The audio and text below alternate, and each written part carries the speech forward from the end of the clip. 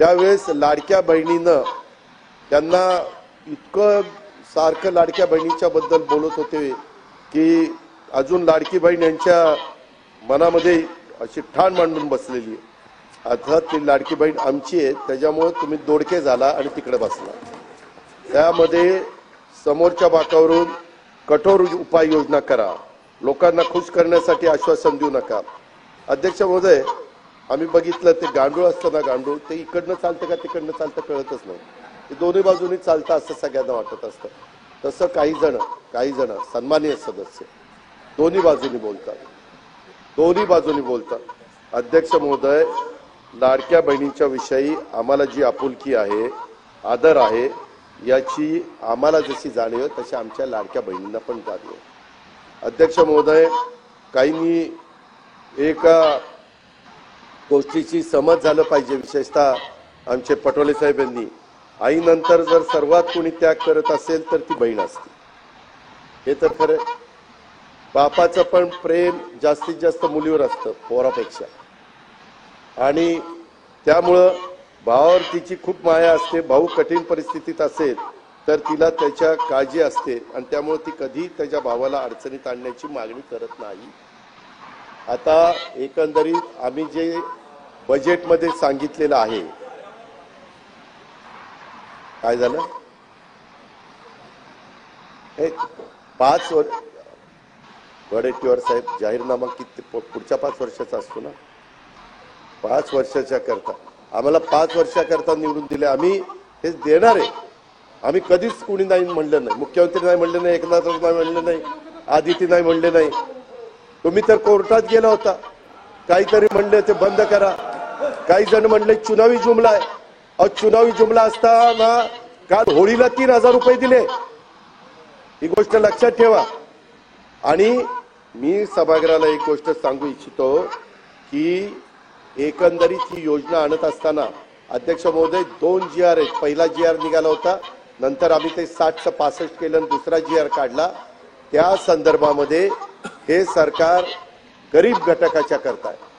अध्यक्ष महोदय, जी खुरपणीला जाणारी माझी महिला आहे, जी झाडू पोतना करणारी आहे, जी धुणं भांडी करणारी आहे, जी झोपडपट्टीमध्ये राहणारी आहे, जी दिवसभर काही भाजीपाला विकत घेऊन विकते आणि नंतर तिचं कुटुंब चालतं किंवा चूल पेटते, अशांच्या करता ही योजना आहे.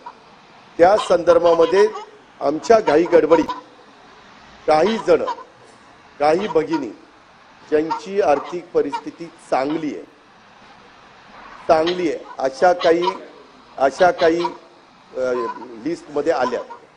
आम्ही त्यांना विनंती केलेली, मागे पंतप्रधानांनी पण ज्यांची परिस्थिती चांगली आहे त्यांनी उजाला गॅसचा फायदा घेऊ नये अशा पद्धतीने केलं. लाखो लोकांनी गॅस म्हणजे त्याचा फायदा घेतला नाही.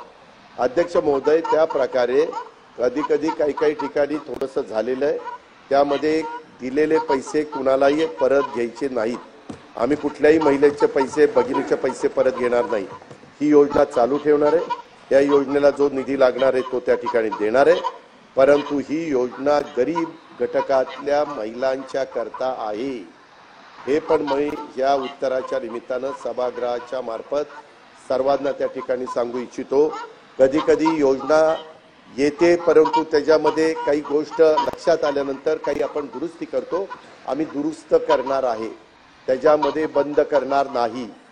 त्याच्यात कुठेही गरीब महिलांच्यावर अन्याय करणार नाही. ज्याला गरज आहे त्यांना 100% आम्ही देणारच. त्याबद्दल तसोबर पण आम्ही कमी त्या ठिकाणी पडणार नाही.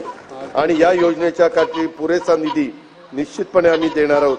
हे विश्वास मी माझ्या महाराष्ट्रातल्या तमाम बहिणींना त्या निमित्तानं देऊ इच्छितो. या योजनेचा वेगळा अर्थ जर आपण करायचं म्हटलं तर एक गोष्ट, अध्यक्ष महोदय, काही योजना पुढे आल्यानंतर आम्हाला आठवतंय ही योजना ज्यावेळेस आम्ही दिली त्यावेळेस काही महिलांनी 1500 रुपयाचे ते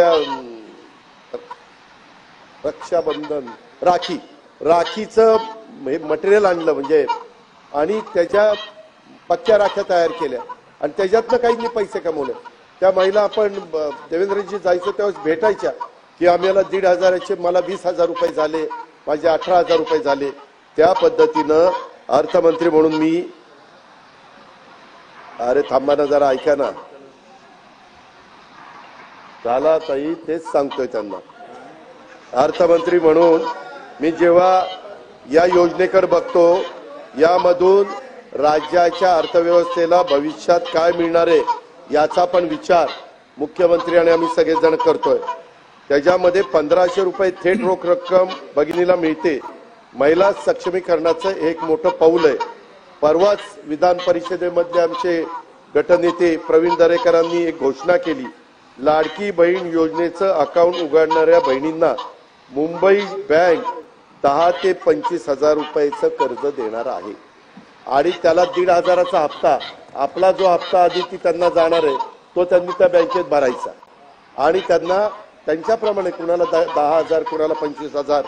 आणि राज्यात महिला आर्थिक विकास महामंडळासारखी संस्था आहे जिला सहकारी बँका आणि त्याच्यामध्ये आहेत.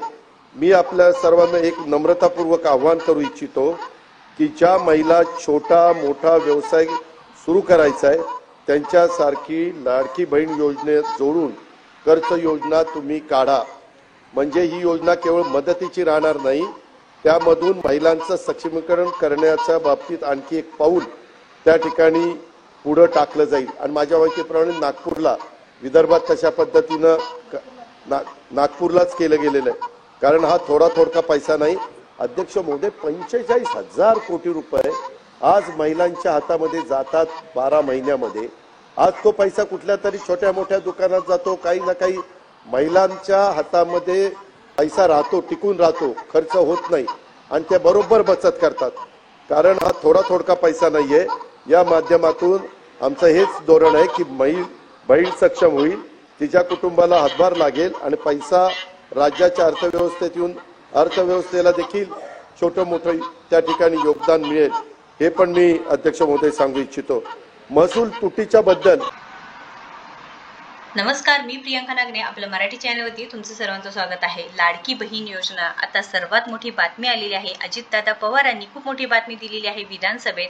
अजित पवारांनी हे सुद्धा सांगितलेलं आहे की लाडकी बहीण योजना बंद होणार नाही. आपण सविस्तरपणे संपूर्ण माहिती या व्हिडिओ थ्रू पाहून घेणार आहोत, त्यामुळे शेवटपर्यंत व्हिडिओ नक्कीच बघा. पण त्याआधी तुम्ही जर आपल्या चॅनलवरती नवीन असाल किंवा अजूनही आपल्या चॅनलला सबस्क्राईब केलं नसेल तर नक्कीच आपल्या चॅनलला सबस्क्राईब करा. तर लाडकी बहीण योजनेत बदल करण्यात येणार आहे, त्यांनी असे सांगितलेलं आहे. त्यामुळे लाडक्या बहिणींना दिलासा आहे, यामध्ये दुरुस्ती सुद्धा करणार आहे असे अजितदादा पवारांनी सांगितलेलं आहे. सध्याच्या विधानसभेत ही चर्चा झाली आहे व जे काही अर्थसंकल्प होते विधानसभेमध्ये बरीच चर्चा होते, वादविवाद सुरू होते की लाडक्या बहिणींना 2100 रुपये तुम्ही देणार का नाही. जसे की महायुती सरकारने इलेक्शन पूर्वी लाडक्या बहिणींना सांगितले होते की आम्ही तुम्हाला 2100 रुपये करून देणार, पण याबद्दल कोणतेही निर्णय घेतला नसल्यामुळे खूप सारे वाद सुरू होते. जे विरोधक होते यावरती टीका करत होते व वारंवार प्रश्न सुद्धा विचारत होते की लाडक्या बहिणींना तुम्ही जे काही सांगितलं होतं 2100 रुपये देणार, याबद्दल काय निर्णय घेणार आहे. तर आजच अजितदादा पवारांनी विधानसभेत हे जाहीर केलं आहे की यामध्ये दुरुस्ती करण्यात येणार आहे. आता पुढे जाऊन आपल्याला कळणार आहे की काय दुरुस्ती करणार आहे. पण त्यांनी हे सुद्धा श्युरिटी दिली आहे की लाडकी बहीण योजना बंद होणार नाही, लाडक्या बहिणींना पैसे मिळतच राहणार आहे, ही योजना चालूच राहणार आहे.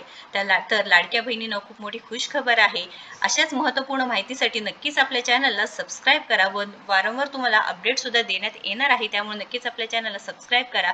आपले जे काही व्हॉट्सअप ग्रुपचे लिंक्स दिलेले आहेत तुम्ही त्याला नक्की जॉईन व्हा, जिथे जॉब अपडेट्सची माहिती असते व नोकरीबद्दल माहिती असते व योजनाबद्दल सविस्तर माहिती असते. सो नक्कीच आपल्या व्हॉट्सअप चॅनल सुद्धा नक्कीच जॉईन व्हा. याबद्दल काही अडचण असेल, प्रश्न असतील तर नक्कीच कमेंट बॉक्समध्ये विचारा. व्हिडिओ जर आवडला असेल तर नक्कीच लाईक करा, शेअर करा, आपल्या चॅनलला सबस्क्राईब करूया. भेटूया नेक्स्ट व्हिडिओमध्ये. थँक्यू.